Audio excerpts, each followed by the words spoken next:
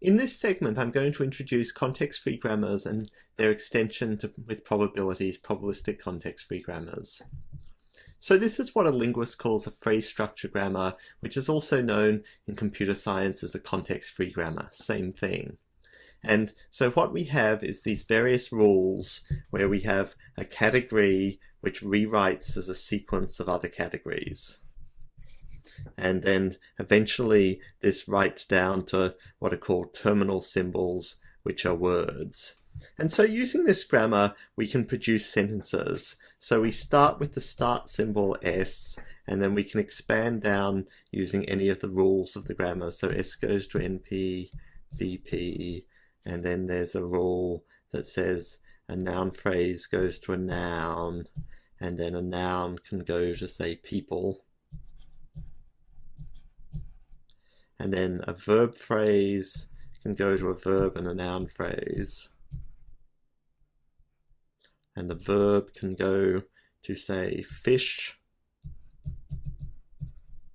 And the noun phrase can go to a noun again.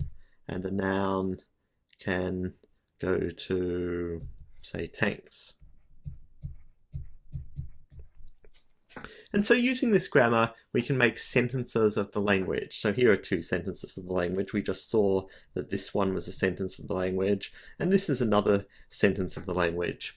If you look carefully and play around with it a bit, you'll see that this is actually a very, very ambiguous grammar. So sentences like people, people, people, people, people, or fish, fish, fish are also sentences of this language.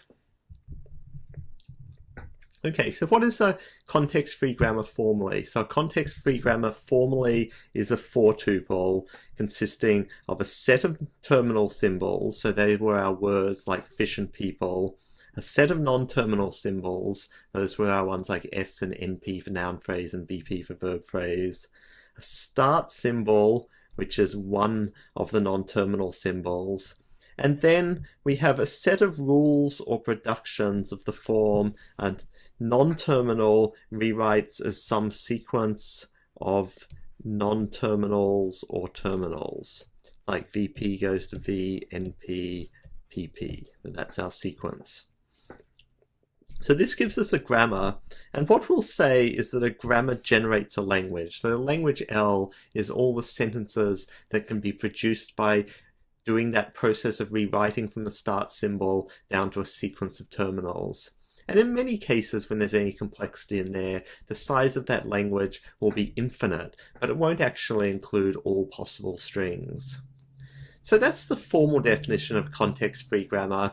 In practice, when we're working in linguistics and computational linguistics, we always make a couple of refinements from that to this, which aren't super theoretically interesting, but give us a more natural form for linguistic purposes. So let's just quickly look at this.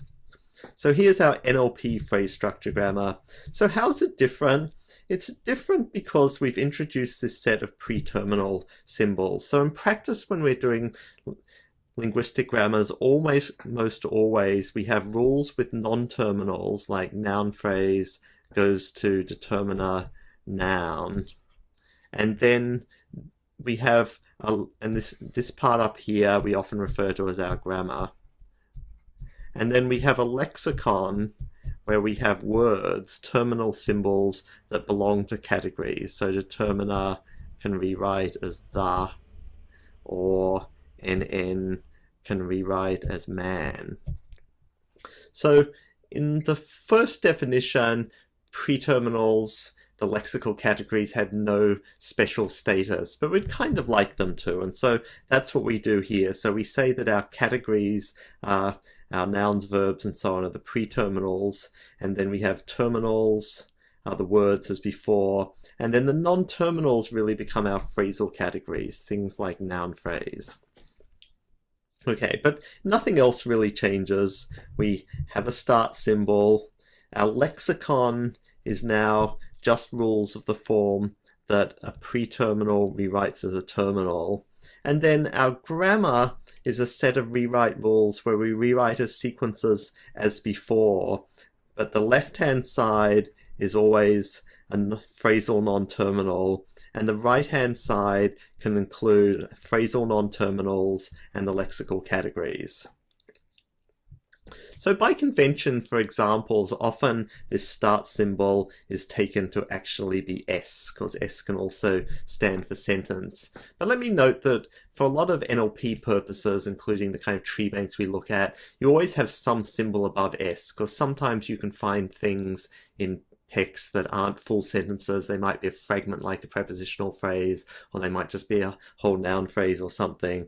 So we always have some symbol above that that will rewrite as S or PP or fragment or whatever.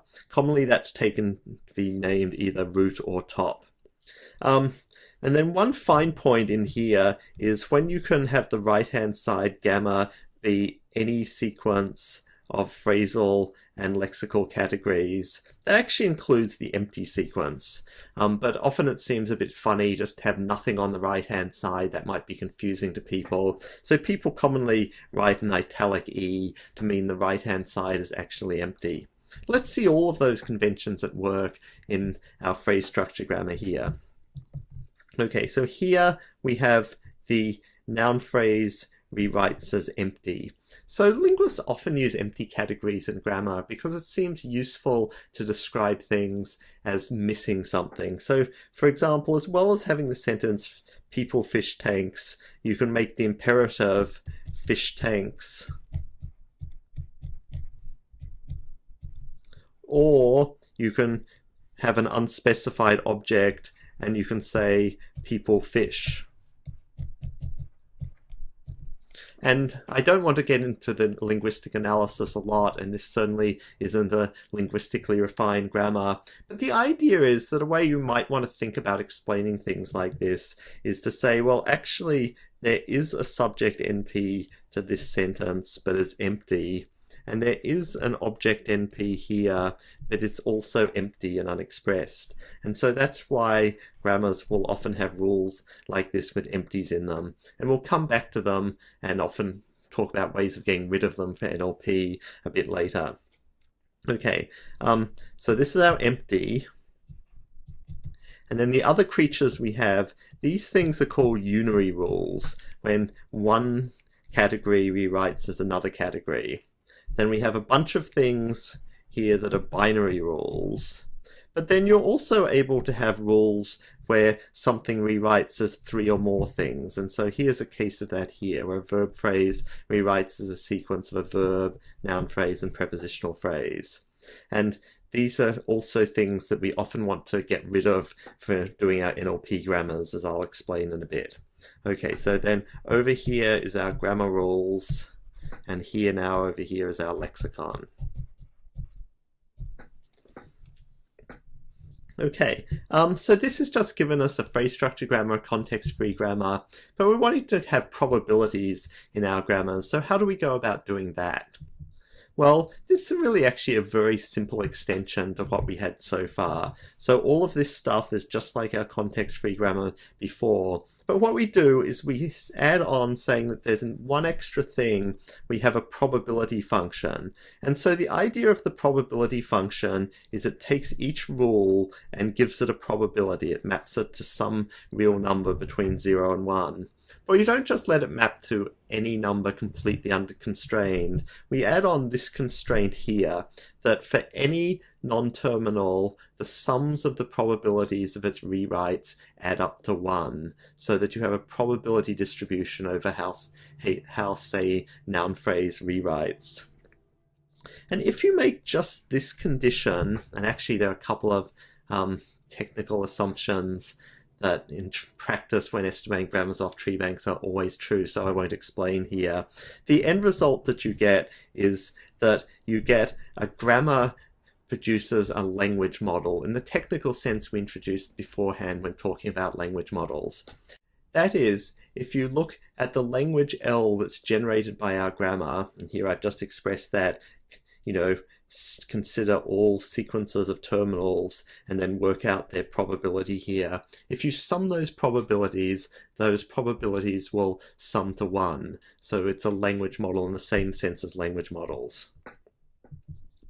Here's an example of a PCFG. So it's just like what we had before, except that now next to each rule, we're giving it a probability. So there's only one rewrite for S, so it has a probability of 1 to meet the condition we gave before. But to take a more interesting example, there are 3 rewrites for NP, and if you sum these 3 rewrites up, they sum to 1 as required.